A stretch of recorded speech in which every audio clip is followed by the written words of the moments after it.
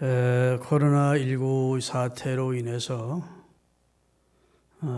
모두 다 여러 모양으로 다운된 상태이고 침체된 그런 입장입니다. 교회도 요즘 많이 침체되어 있고 아주 미국 교회는 예배당 예배를 거의 못 드리고 있는 그런 상황이라고 그래요. 그만큼 엄청난 파장을 일으키고 있는 것이 이 코로나 사태입니다. 여러분, 이럴 때일수록 여호와를 앙망하여 새 힘을 얻을 수 있기를 바라고 따라합시다. 어려울수록 하나님을 찬송하자. 찬송하면 힘이 옵니다. 지칠수록 힘들수록 찬송을 하세요.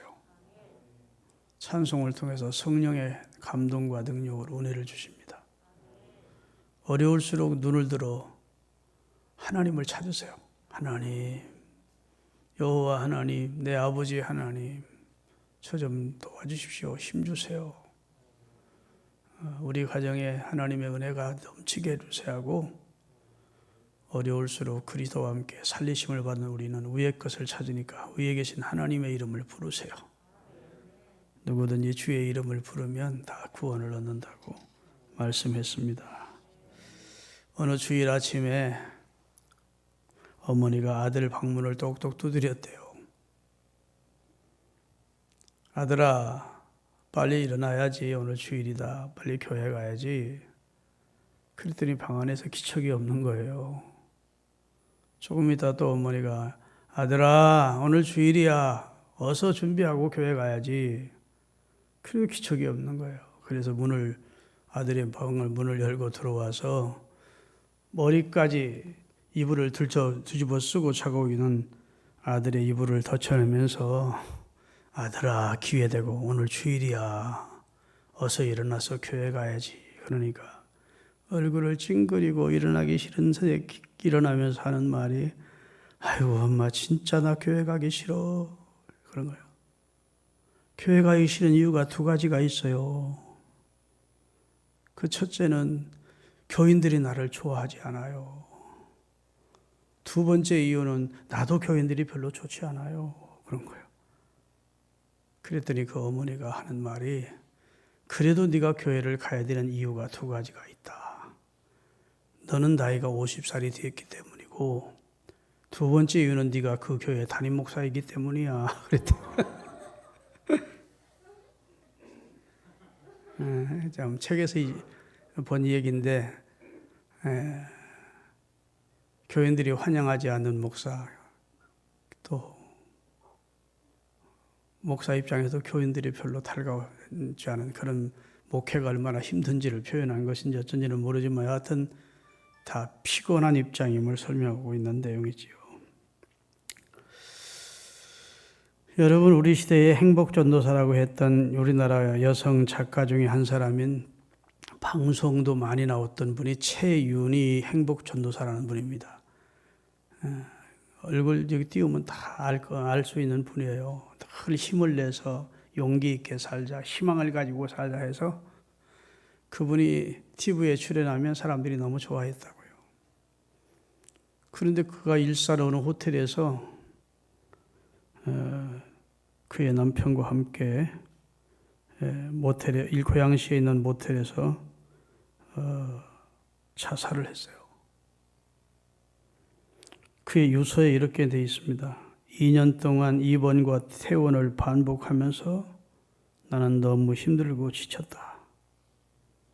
나는 통증이 너무 심해서 견딜 수가 없고 내 남편은 그런 나를 혼자 보낼 수 없고 그래서 우리 내외는 동반 떠남을 택했다. 그런 내용이에요. 삶이 녹록지 않았다는, 고통스러웠다는 그런 입장을 표현한 것이라고 생각이 됩니다. 우리 모두 삶에 지쳐 있는 게 사실입니다. 지쳤어 요즘 나 너무 힘들어 지쳤어 뭐 이런 사람들 많지요. 여러분도 그런 사람들 중에 한 분이십니까? 목사님 요즘 너무 힘듭니다. 삶에 지쳐버렸습니다. 아주 영적으로도 또 심신이 다 다운된 상태입니다. 아이, 믿음 없는 사람이 왜 그래? 믿음 없는 사람도 다운되나? 그렇게 말할 수 없어요. 믿음이 제일 좋기로 유명했던 모세도 너무 지쳐서 하나님 내 생명 취해달라고. 나 이제 살 만큼 살았으니까 내가 이 백성들을 내가 낳았습니까? 이 백성들이 내 자식입니까? 내가 왜 이 백성들을 책임지고 이렇게 고통을 당해야 됩니까? 하나님 내 생명 취하세요.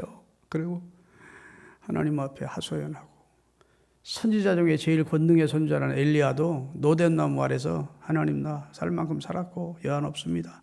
내 생명 데려가세요. 막 그래요. 그러죠? 그러니까 사람이라고 하는 게 살다가 보면 이렇게 바위에 좀 올라갈 때도 있고 내려갈 때도 있는데 지금 사회가 전반적으로 삶이 침체되어 있는 상황이에요. 이거는 영적인 삶에도 신앙생활도 마찬가지라 지금 신앙도 침체되어 있는 상황이에요. 비결이 하나 있어. 이사야서 40장 27절부터 띄울 테니까 한번 읽어봅시다. 답이 있어요. 명약이 있어. 명약. 그걸 해결하는. 야곱아 네가 어찌하여 말하며 이스라엘아 내가 어찌하여 이르기를 내 사정은 여호와께 숨겨졌으며 내 원통함은 하나님에게 수리함을 못하나. 한번 하나님만 찾아도 하나님은 대답도 안 하고 왜 내 원통함을 해결해 주지 않고 내 어려움을 해결해 주지 않느냐. 왜 내가 올리는 상소는 하나님은 거들떠보지도 않느냐. 이렇게 왜 불평을 하느냐. 그 다음에 28절 너는 알지 못하느냐 듣지 못하였느냐 영원하신 하나님 여호와 땅끝까지 창조하신 그분은 피곤치도 않고 곤비치도 않고 명철이 한이 없으시며 피곤한 자에게는 능력을 주시고 무능한 자에게는 힘을 더하시나니 아무리 강건한 소년이라도 피곤 느끼고 곤비하며 장정이라도 넘어지고 자빠지지만 오직 여호와를 앙망하는 사람 하나님 도와주시오. 하나님 역사해 주시오. 하나님을 구하는 사람은 새 힘을 얻는다. 여호와를 바라보고 여호와를 구하는 사람은 새 힘을 얻으리니 독수리의 날개 치며 올라갈 거다. 그런 비상하는 힘을 하나님이 주실 것이고 걸어가도 달려가도 피곤치 않도록 해줄 거다. 믿습니까? 예. 포르투갈이라고 하는 나라의 수도인 리스본이라는 항구 도시가 있는데 그 리스본 항구 도시의 해안가 끝에 큰 바위가 있습니다. 그 바위에다가 옛날 그의 선조들이 수백 년 전에 여기가 끝이다 이렇게 돼 있어요. 써놨어요. 돌을 파가지고 여기가 끝이다. 이제 바다가 지는 끝에 온 거예요. 그런데 1492년에 한 젊은이가 조그마한 배에 수많은 사람들을 태워놓고 마지막으로 그 배에 올라서 그 사람들에게 같이 함께 배를 타고 갈 사람들에게 외쳤습니다. 여러분, 저 바위에는 여기가 끝이라 했지만 그렇지 않습니다. 이 망망대해를 지나 지평선 너머에 아주 신대륙이 있을 겁니다. 우리를 위해서 준비한 하나님이 예비한 땅이 있을 겁니다. 우리가 거기 가서 마음껏 하나님을 섬기십시다. 할렐루야. 그 유럽이 그때 한참 패스트에 콜레라에 그냥 대지진에 수많은 사람이 죽어가고 전염병으로 죽어가고 있었어요. 그럴 때 또 카톨릭이 우리 개신교를 핍박하여 수많은 사람들을 개신교인들을 죽이는 상황이었어요. 마음껏 하나님을 자유롭게 신앙의 자유를 가지고 예배하는 곳을 찾아서 떠났는데 그게 그 젊은이가 탐험가였던 콜럼버스입니다. 길고 긴 항해 끝에 지금의 미국인 아메리카 신대륙을 콜럼버스와 그의 일행이 발견하게 된 거예요. 그 광활한 땅, 그 비옥한 땅을 하나님이 준비해 놓았다고 아멘하고 그 프리모스라고 하는 해안에 배가 도착이 됐고 자기가 살 집을 짓기 전 학교를 짓기 전 먼저 예배당부터 짓고 물론 뭐 움집이야 자기들이 그날 밤부터 자야 되니까 움막이야 지었겠지만 제대로 된 집은 교회 짓고 학교 짓고 마지막에 자기들 집을 짓고 첫 번 추수하고 추수감사제를 지킨 것이 미국 선조들이 한 일입니다. 할렐루야. 오늘 본문도 그 비슷한 내용이에요. 이스라엘이 멸망했어요. 바벨론이라는 강대국에 의해서 하나님이 진노할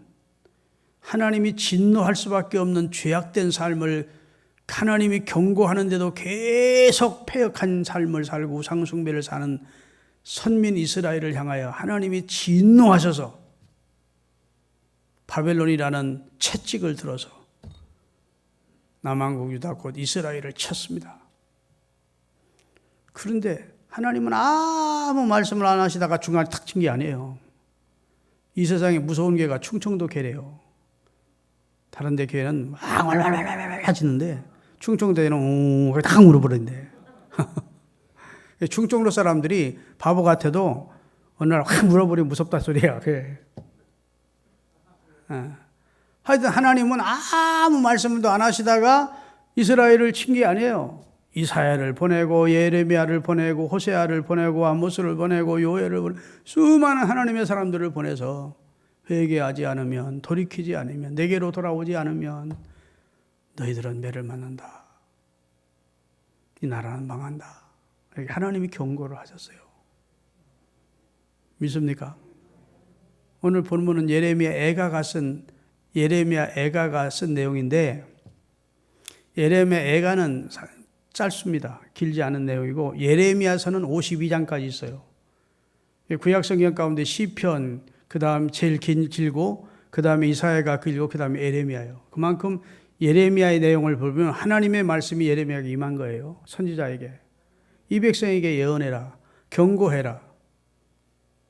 그래서 여러분 나라가 망한다는 예언을 하고 싶겠습니까? 이 나라가 복받습니다, 잘됩니다 하는 예언을 하고 싶겠습니까? 선지자 개인적인 입장은 이 나라가 잘됩니다, 복받습니다, 걱정할 거 없습니다, 하나님이 지켜주십니다 이런 예언을 하고 싶을 텐데 하나님은 이 나라는 망한다고 전해라. 하나님의 진노에 채찍고 이 나라는 멸망한다고 선언해라.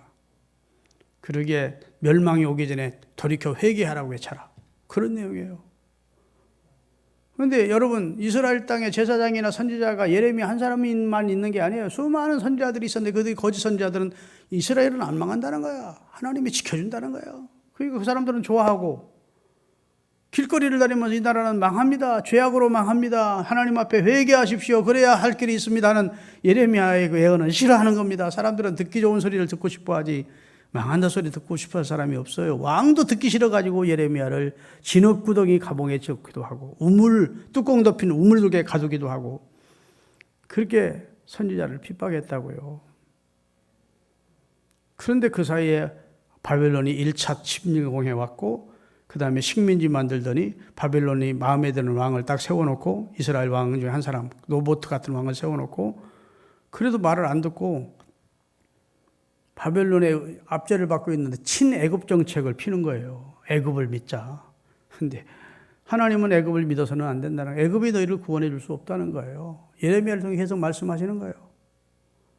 그래도 끝까지 친애굽 정책을 펴다가 바벨론이 애굽을 따지 멸망을 시킨 다음에 친애굽 정책을 폈던 이스라엘 곧 유다를 멸망시켜 버렸어요.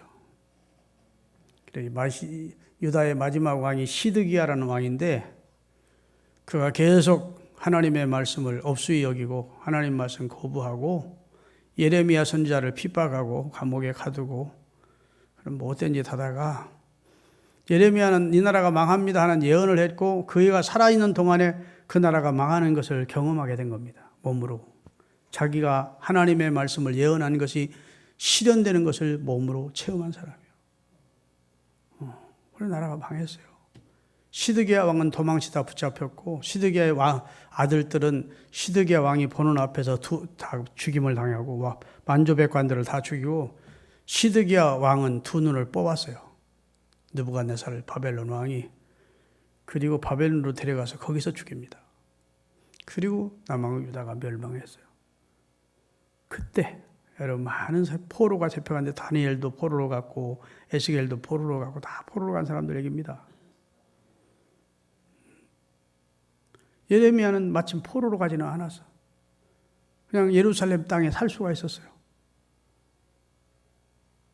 그런데 젊은이들은 다 포로로 끌려갔고, 위정자들은, 나는 권력 있던 사람들은 바벨론 사람들의 처참하게 죽임을 당했고, 여인들은 강간을 당하고 죽임을 당하고, 제사장들은 성전에서 죽임을 당하고,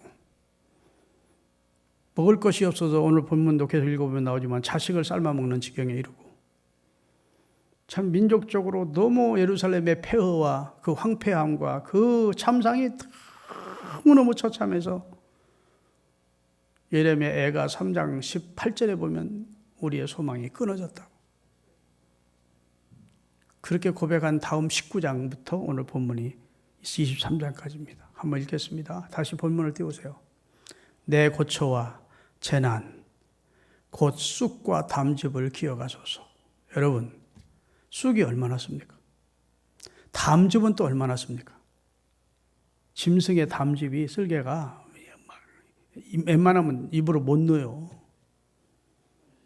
그러니까 쑥과 담즙을 지금 먹는 것처럼 자기가 지금 고초와 재난 가운데 나라도 속해 있고 자기도 어려움을 겪고 있는 거예요.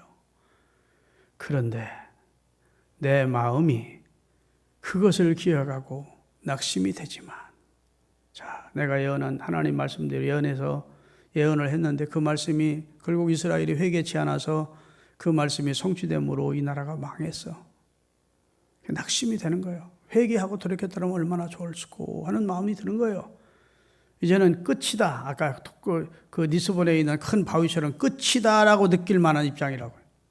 이제는 예루살렘이나 유다는 끝났다. 이스라엘은 끝났다. 그렇게 느낄 만한 상황이라고요. 왜냐하면 바벨론 나라가 이스라엘을 멸망시키고 수천리를 포로로 잡아가지고 수천리 먼 자기 나라로 데려갔거든요. 그럼 이 나라가 독립이 어떻게 가능하겠습니까? 근데 하나님이 70년 후에 독립시켜 주신다고. 자, 지금 예레미야가 나라의 참상을 보면서 황폐함을 보면서 그 처참한 그 지경을 목도하면서 쑥을 먹는 것, 담즙을 씹는 것 같이 마음이 고통스럽다는 겁니다. 그러나 내가 내 마음에 담아두었더니 그만 내 마음으로 옛날 성경에는 중심으로 회상했더니 그 말입니다. 깊이 생각해 봤더니 그 말이에요. 여러분 깊이 생각하며 사십시다. 즉흥적으로 말하고 즉흥적으로 행동만 하는데, 예레미야가 이 참상을 보면서 깊이 마음의 회상을 해봤대요. 그랬더니 오히려 소망이 있더래. 아, 하나님이 나라를 한번 청소하려고 그러는구나. 이 우상을 완전히 없애버리고 남은 백성 가지고 진짜 하나님의 나라를 세우기 위해서 일이 하시는구나 하고 소망을 갖게 됐대. 이 이스라엘이, 유다가 완전히 멸망당하는 것이 아니라는 걸 알게. 밤나무 상수리 나무가 배임을 당해도 그 그루터기는 남아 다시 또 큰 나무를 대듯이 하나님은 당시 범죄한 유다와 예루살렘을 치셨지만 그루터기들을 다 남겨두어서 다시 이 나라를 새롭게 하시고자 하는 하나님의 뜻이 있다는 것을 깨닫게 됐다는 겁니다. 할렐루야. 그 이유는 하나님께 소망을 가지고 자기가 지금 이런 처절한 환경 속에서 희망을 가질 수 있었던 이유가 세 가지가 있어요. 그 첫째는 내가 믿는 하나님은 인자하신 분이시다. 인자하신 분. 인자라는 말은 히브리 말로 헤세드라고 합니다. 헤세드. 그것은 언약에 충실하신 하나님의 사랑을 인자로 표현하는 겁니다. 우리가 사랑받을 만한 자격 없지요. 여러분, 자식이 사랑받을 만한 부모님에게 자격이 있어 사랑받습니까? 속 그렇게 썩이는데 자식이기 때문에 무조건적인 사랑을 하는 것이죠. 그렇죠? 그가 그의 자식으로 태어나면서 천륜적인 언약 관계가 되는 거예요. 뭐 언약을, 야, 너고 나고 아버지와 아들이다. 계약서 맺자. 그런 거 안 써도 그것은 천륜적인 사랑이에요. 하나님이 우리를 구원하실 때에는 얼마나 큰 사랑으로, 큰 자비로 우리를 구원하셨는지 독생자를 희생해서 그를 처리하시면서 우리를 구원하셨다. 그만큼 우리에게 대한 하나님의 자비가 풍성하다. 이스라엘을 선택한 수많은 민족과 이스라엘을 선택한 것이 하나님이세요. 그냥 그 하나님이 이스라엘이 잘못한다고 완전히 멸망시키지 않는다는 겁니다. 완전히 진멸시키지 않는다는 거예요. 자, 같이 읽겠습니다. 여호와의 인자와 긍휼이 무한함으로 영원함으로 우리가 아주 끝나지는 않는다는 거예요. 그래서 따라합시다. 그리스도인에게는 저주가 없다. 예수 그리스도를 주로 믿어 하나님의 자녀가 된 자에게는 저주와 심판이 없습니다. 심판에 이르지 아니한 한이 있어요. 저주가 없어요. 징계는 있습니다. 오늘 이스라엘이 지금 저주받은 거예요? 징계받은 거예요? 징계받는 겁니다. 해초리를 맞는 겁니다. 히브리서 12장 6절에서 9절까지 띄우겠습니다. 히브리서 12장 마지막으로 갖다 준 종이에 기록되어 있어요. 주께서 그 사랑하는 자를 뭐 하시고? 저주하세요? 심판하세요? 아니요. 징계하시고 그가 받아들이는 아들마다 잘못할 때에는 사랑으로 채찍질 하신대요. 너희가 인내할 수 있는 것은 징계를 받기 위함이라. 하나님이 아들처럼 우리를 대우하시나니 어찌 아버지가 징계하지 않는 아들이 있으리요. 아들이면 잘못했을 때 아버지가 징계하는 것이 마땅한 겁니다. 저주는 안 해요. 완전히 끝내지 않습니다. 죽이기까지 안 해요. 자식을 죽이는 부모가 어디 있습니까? 징계는 하죠. 채찍질은 합니다. 채찍질도 징계도 사랑의 한 표현입니다. 그 자식을 사랑하기 때문에 바로 잡아주려고, 교정시켜주려고, 잠시 아픈 마음으로, 사랑을 담은 아픈 마음으로 때리는 그는 아버지가 아프지 않겠습니까? 마음으로 더 아프지. 소중한 자식을 때리는 아버지의 마음은 더 아픕니다. 그래도 징계를 하는 이유는 그가 받은 사랑, 아들이기 때문이니까 그렇다. 징계는 다 받는 것인데, 자식이면 다 받는데, 만약에 징계가 없다면, 내가 아무리 죄를 범해도 하나님이 나를 안 때리면 그 사람은 하나님의 자식이라고 할 수 없다는 거예요. 사생자요, 진짜 친아들은 아니기 때문에. 나는 예수 믿고 아무리 잘못해도 하나님 앞에 매 한 번 안 맞았습니다. 그건 좋아할 일이 아니에요. 한번 깊이 생각해 보려. 나는 구원받지 못한, 성령으로 거듭나지 못한 사람 아닌가. 내가 잘못할 때마다 하나님께서 징계의 사인이 오면, 아, 역시 하나님은 나를 사랑하시는구나. 아멘. 나를 향한 하나님의 관심이 지대하시구나. 내가 잘못하면 하나님이 마음 아파하시는구나. 내가 하나님께 사랑받고 있구나 하는 걸 깨닫는 것이죠. 또 우리 육신의 아버지가 육신의 자식을 징계해도 그 아버지를 공경하는데 하물며 모든 영혼의 아버지께 더욱 복종하며 살려 하겠느냐. 하나님이 우리를 징계한다고 하나님을 우리가 더 떠나고 거역할 수 있느냐는 겁니다. 그분이 사랑으로 징계하는 건데. 지금 예레미야가 왜 소망이 있다는 겁니까? 이스라엘을 저주하신 게 아니고, 심판하여 아직 끝내는 게 아니고, 진멸하신 게 아니고, 오히려 하나님께 이 사건을 통해서 중심으로 회상해 보니 소망이 있다는 거예요.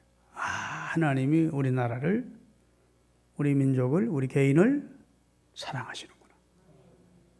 그의 자비가, 그의 긍휼이, 그의 성실하심이 한이 없으신 하나에 있어요.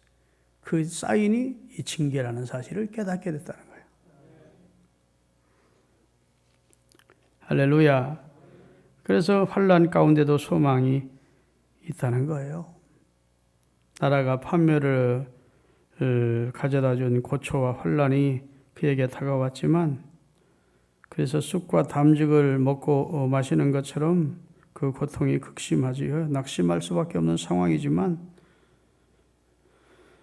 하나님 앞에 깊이 생각해 보니까, 아, 이것도 하나님이 우리 민족을 향한 하나님이 찌꺼기를, 죄악을 처리하기 위한 방법이시구나 하는 사실을, 무지한 우리를 깨우치려고 하는 하나님의 사랑이구나 하는 걸 깨달았고, 하나님의 자비와 긍휼이 어떻게 해요?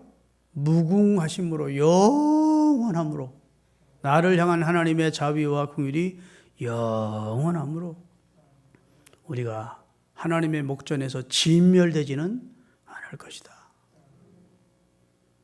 그리고 본문 23절 띄우겠습니다.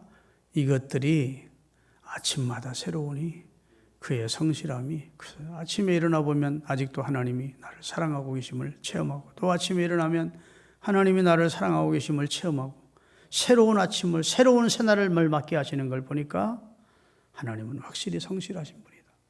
내가 행한 대로 포옹했으면 죄의 삭은 사망이라, 나는 완전히 진멸됐어야 되는데 하나님이 또 기회를 주시고 또 기회를 주시는 걸 보면 아침마다 하나님이 내게 베푸신 은혜와 그 성실하심이 크시다 하는 사실을 깨달을 수 있었다고 고백을 하고 있습니다. 할렐루야. 여러분, 우리가 신론이라고 해서 신학교에 가면 신론이라고 하는 하나님에 대한 공부를 합니다. 여러 교의 신학을 공부하는 중에 신론, 인론, 구원론, 종말론, 성경론 다 배우는데, 신론에 가면 하나님의 속성이라는 그 과목이 있어요. 하나님의 속성을 공부합니다. 하나님의 속성, 하나님의 본래 성품이 어떠냐? 하나님은 본래 거룩하신 분이다. 하나님의 속성 가운데 첫 번째가, 두 번째가 그분은 그 속성이 영원하신 분이다. 인간처럼 어느 정도 살다 돌아가시는 분이 아니고, 그리고 하나님은 전능하신 분이다. 하나님은 모르는 것이 없는 전지하신 분이다. 하나님의 속성 가운데 하나는 의로우신 분이다. 그에게는 불의가 조금도 없다. 하나님의 속성은 사랑이다. 하나님의 속성은 한번 언약하시면 변치 않으신다. 변함이 없다. 하나님의 속성은 진실하시다. 하나님은 선하신 분이다. 이런 속성이 나오는데, 하나님의 속성 가운데 하나가 하나님은 자비와 긍휼이 풍성하신 속성을 가지고 계시다는 거예요. 믿습니까? 우리를 향한 그의 자비, 헤세드와 우리를 불쌍히 여기시는 하나님의 긍휼이 그의 속성이래요. 사랑은 어디서 출발하느냐? 긍휼에서 출발합니다. 자비와 긍휼이 없는 사랑은 있을 수 없어요. 그건 진짜 육체의 쾌락만을 추구하는 사랑이지, 진짜 참사랑은 자비와 긍휼이 바닥에 깔려있는 사랑이에요. 하나님이 우리를 사랑하신 사랑은 그리스도를 통해서 우리에게 언약을 맺어서, 언약적 사랑이에요. 그래서 네가 이렇게 하면 내가 이렇게 구원해 줄게, 네가 이렇게 하면 난 너 구원 못 해줘, 이렇게 조건적인 사랑이 아니에요. 믿습니까? 물론 징계는 하시지만 진멸하지는 않는다. 채찍은 드시지만 저주로 끝내시지는 않는다. 그러니까 그 하나님을 아버지로 믿는 여러분이 됐음을 인하여 감사하실 수 있기를 주의 이름으로 축원합니다. 할렐루야. 그래서 이사야서 54장 7절 8절을 읽겠습니다. 이사야서 54장 7절과 8절, 하나님의 속성에 대해서 나와요. 내가 잠시 너를 버렸으나 큰 긍휼로 너를 모을 것이요, 내가 넘치는 진노로 내 얼굴을 네게서 잠시 가렸으나 영원한 자비로 너를 긍휼히 여기리라. 내 구속자 여호와의 말이니라. 하나님이 하시는 말씀이에요. 너 영원히 버리는 거 아니야. 너의 죄가 하도 커서 잠시 내가 징계는 했지만 다시 이스라엘로 돌아오게 할 것이고 내 사랑 안에 있게 하도록 만들어줄 거야. 내 거짓말 못하는 나 여호와의 말이다. 이렇게 하나님이 말씀을 하고 계신 겁니다. 여러분, 그래서 예레미야는 지금은 우리가 어려움을 겪고 있지만, 우리 이스라엘이 어려움을 겪고 있지만 따라합시다. 종래는 회복시켜 주시리라는 신앙을 갖고 있었다. 결국은 이스라엘을 회복시켜 주시고 이 세계의 열강 가운데 뛰어난 나라로 만들어 주실 것이라고 하는 믿음을 가지고 있었어요. 자, 24절.